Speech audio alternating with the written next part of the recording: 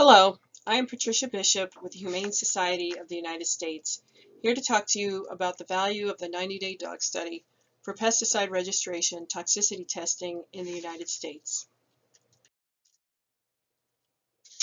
In the talk, I will cover the testing requirements for registering a new pesticide active ingredient in the U.S., details of the 90-day dog study and the rationale for performing it, factors that may explain observed greater sensitivities in dogs when compared to other species, and results from an analysis we performed to determine what the value of the dog study has been for toxicological safety assessment of pesticides registered in the U.S. by EPA between 1998 and 2020.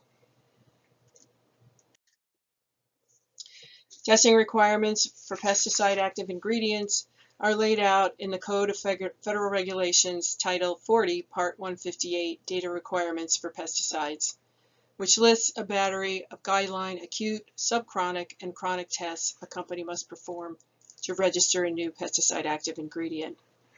And as you can see, pesticides are typically split between food and non-food pesticides, and requirements based on these categories differ slightly. In some cases, tests such as acute tests are required in both food and non-food, whereas subchronic and chronic tests, typically there are more required for food rather than non-food. In some cases they are conditionally required or not required at all.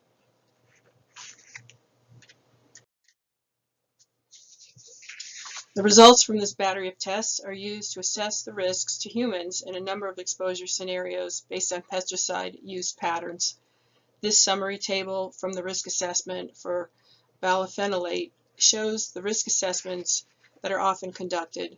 For food use pesticides, we typically have non-occupational exposures, including acute dietary, chronic dietary, and if there's potential for residential exposure from things like residues from treated lawns or spray drift from nearby crop fields, short and intermediate term incidental exposures. In addition, we typically have exposures for cancer through the oral, dermal, and inhalation routes.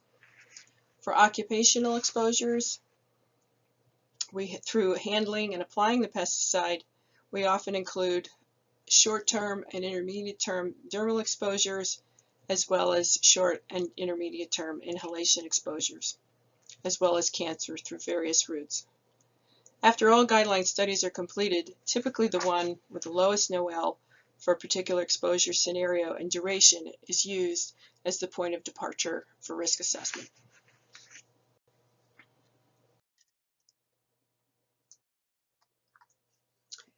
In selecting the lowest NOAEL for risk assessment, typically isometrically scaled external doses are compared.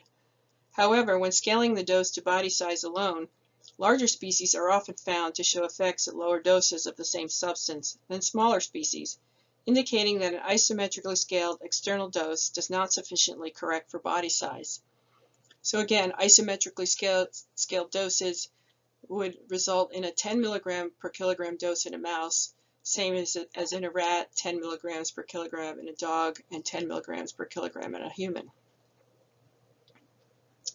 Another approach is to correct for body size differences is to scale the dose to metabolic rate, which adjusts for the internal dose, assuming that internal dose is proportional to metabolic rate. Body weight scaling in mammals based on metabolic rate has been accepted to follow the general allometric relationships between body weight and physiological and biological processes as related to kinetics, described in work by Kleiber. In the absence of measured toxicokinetic data for a substance, body weight scaling to the 3/4 power is used as the default extrapolation method to determine equipotent doses among species. So in this case, the 10 milligram per kilogram dose in a mouse is equal to 5.6 milligrams per kilogram in a rat, equals 2.1 in a dog, and 1.4 in a human. Once equipotent doses have been established, then quantitative endpoint changes can be compared to determine true differences in sensitivity to the substance.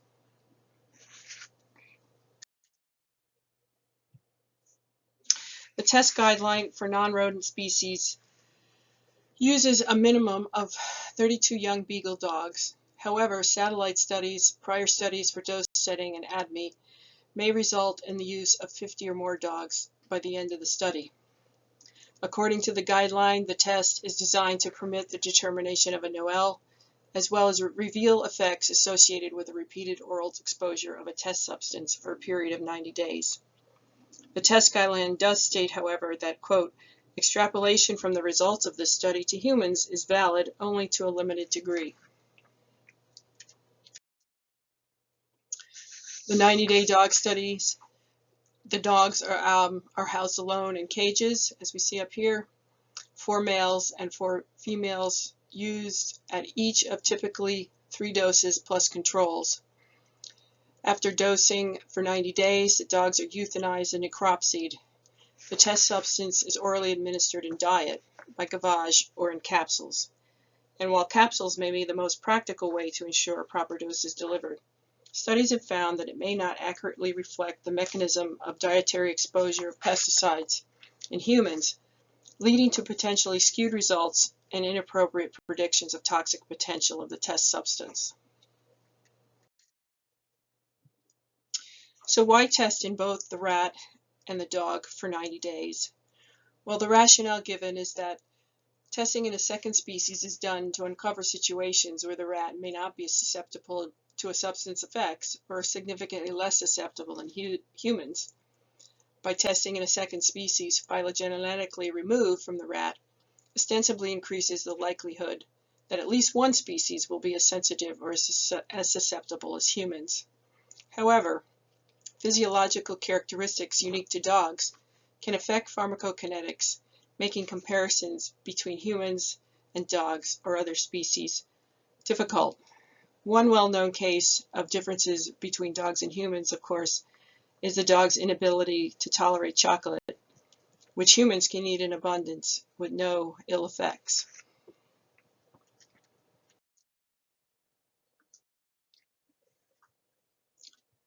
More and more focus lately has been on reducing the use of animals and questioning the validity of traditional animal tests. Previous retrospective analyses have shown some animal tests to have little value in pesticide hazard and risk assessment. The one-year dog test is one case of redundant testing.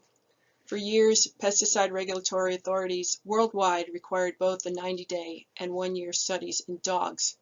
However, multiple retrospective analyses comparing the results of the two studies showed the 1 year was of little value and its elimination would not impact human health protection. Unfortunately, each regulatory authority did its own analysis, and it took more than 20 years to eliminate the 1 year globally. In fact, it was still being done as recently as 2019. The results of these analyses was that most concluded, however, that the 90-day dog study was still necessary.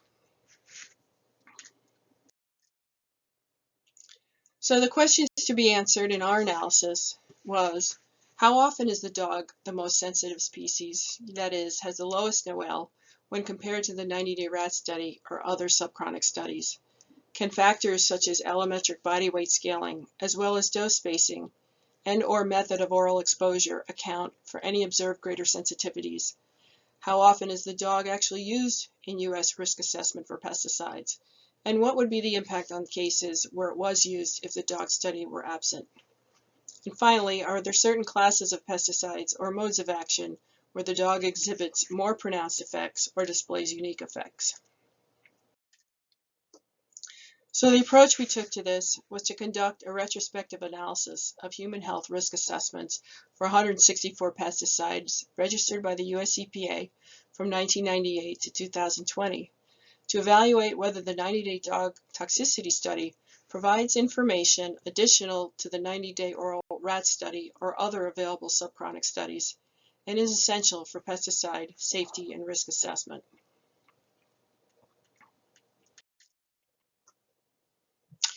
So the data we collected from the risk assessments, including dosing regimes, NOAELs, and toxicological effects summaries for both the dog, 90-day dog, and the 90-day rat study.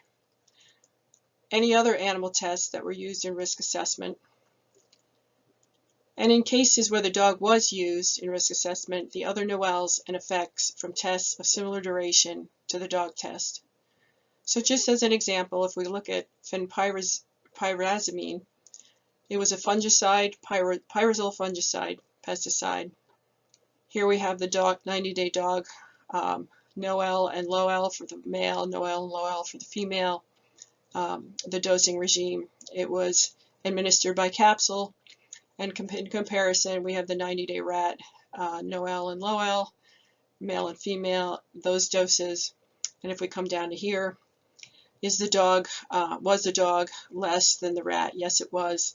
What kind of subchronic risk assessment was conducted? In this case, inhalation, short-term and intermediate term. Was the 90-day dog study used for that? No. What was used for that particular risk assessment? Well, in this case, developmental toxicity in the rabbit was used. And was the 90-day dog used for any other risk assessment? And in this case, it was no. And then again, the toxicological effect summaries here at the end.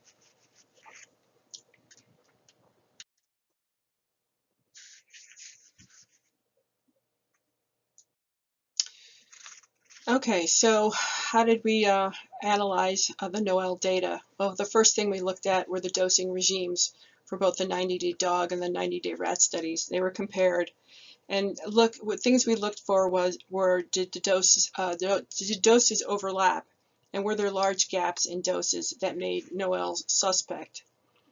Then we looked at allometric scaling of the rat NOAELs, which were scaled to an equivalent dog NOAEL. And we compared those dog NOAELs predicted by the rat NOAEL through allometric scaling to the actual reported NOAEL in the risk assessment. When comparing them, we used the criteria of the ratio of allometrically scaled NOAELs divided by the actual, and said if it was equal to or less than 2, we considered the predicted to not be different from the actual, and this was based on criteria used in a number of journal articles by Cobell, who did a comparison between the 90-day dog and the 1-year dog results. And this is just an example of the table of the body weight scaling analysis.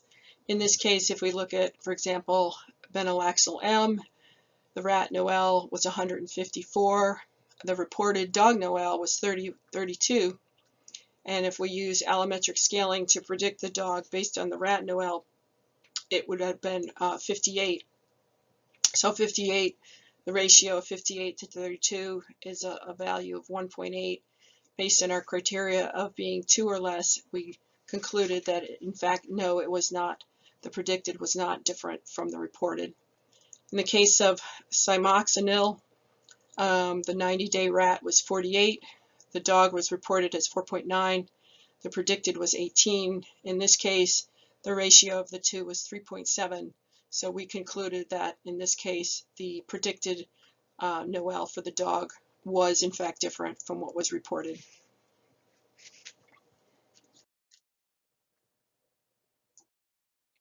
So in order to assess the impact of a lack of a dog study on human health risk assessment in those cases where the dog was used in risk assessment,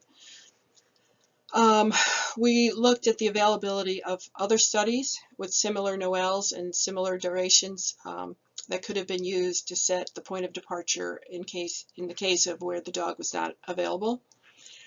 We also evaluated effects on margins of exposure relative to levels of concern, and I'll explain what that is in a moment. For exposure scenarios, if an available study were used instead of the dog study. And finally, we noted any unique and/or more severe effects in dogs that would have been missed in absence of the dog study. And just to quickly refresh you as to these terms, a margin of exposure is simply the study NOAEL used in the risk assessment divided by the estimated human exposure dose. And these are the doses that are calculated to be those, and they're used in residential and occupational risk assessment. And these are typically defined, these doses are defined by use patterns including the mixing and handling methods, the application rates, method of application, and the type of crop that the pesticide is used on. The level of concern is usually equal to 100, which is simply a factor of the interspecies extrapolation factor of 10 multiplied by the intraspecies uncertainty or variability factor of 10 in the risk assessment. In some cases, other uncertainty factors may be added to the LOC, for example, to account for use of a LOAEL, that is the lowest observed adverse effect level, instead of a NOAEL, or use sometimes of an oral value for an inhalation exposure. So if the MOE, the margin of exposure, is greater than the LOC, this generally indicates a safe exposure level. And in this example, we had a LOAEL of 2.5, was divided by an exposure dose of 0.0125 milligrams per kilogram per day. The MOE would have been equal to 200, which is greater than the LOC, and so that particular exposure scenario would be considered safe. So after this long lead up, what were our results in this analysis? First of all, lower NOAELs in dogs. For the 164 pesticides we looked at, the dog NOAEL was actually lower than the rat NOAEL. Again, this is comparing the 90-day dog study with the 90-day rat study. For 88 of the pesticides that we looked at, which was a total of 54%.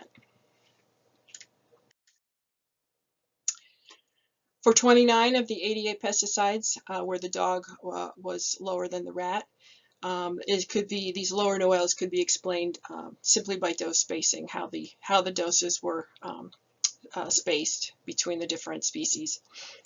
Again, for 59 of the 88 where the dog NOAEL was lower than the rat, allometric body weight scaling could account for the lower NOAELs seen in dogs. So taken together, lower dog NOAELs could be explained in 61 of the 88 pesticides by body weight scaling, dose spacing alone, or in cases both could explain it. And if we just look a little bit more closely on how these shook out, again, the criteria of the ratio of the body weight scaled versus the reported dog NOAEL, if we consider 2 or less to be no difference between the body weight scaled and the reported NOAEL, we see that there's quite a few pesticides here that the lower NOAEL could be explained. Anything above 2 would again be considered different.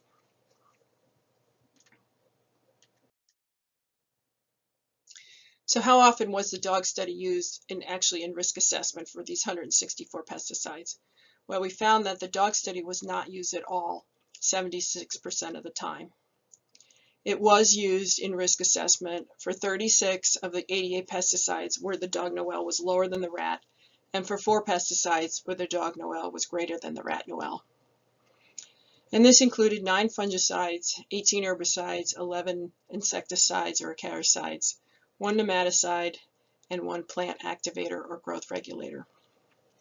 For 23 of the 36 pesticides, again, dose spacing and or body weight scaling can account for observed lower NOAELs in dogs.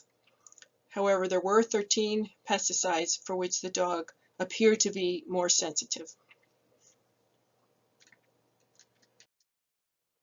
And these are the 13, and I just want to note that for 3 of them, this one and these 2, doses were administered by capsule and 1 was administered by gavage.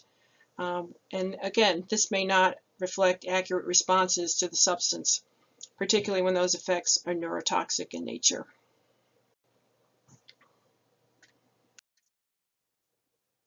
So how was the dog used in risk assessment? What types of risk assessments was that study typically applied to?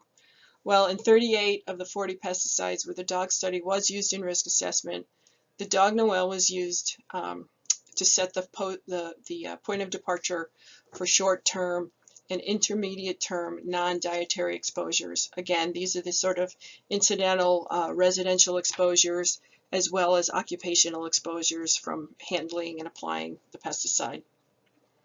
It was also used 6 times to set the point of departure for chronic dietary exposure and twice for acute dietary exposure, either alone or co-critically with the 1-year dog study. For 2 pesticides where there was no non-dietary exposure risk assessment performed, the dog study was used once for chronic dietary and once for acute dietary. And this is a table just showing what other studies were used in this non-dietary exposure risk assessments. Again, the dog at the top and the various exposure routes. 38 times for the dog. The 2-generation rat reproductive test, the parental effects in that test, were also used quite frequently, 29 times. The 90-day rat study, 17 times. And then developmental toxicity studies in the rabbit and the rat. Again, the parental effects in those studies were also used for risk assessment, as well as quite a few others here. So again, the dog test is not the sole test that has been used in these types of risk assessments. So again, what were the impacts on risk assessment without the dog?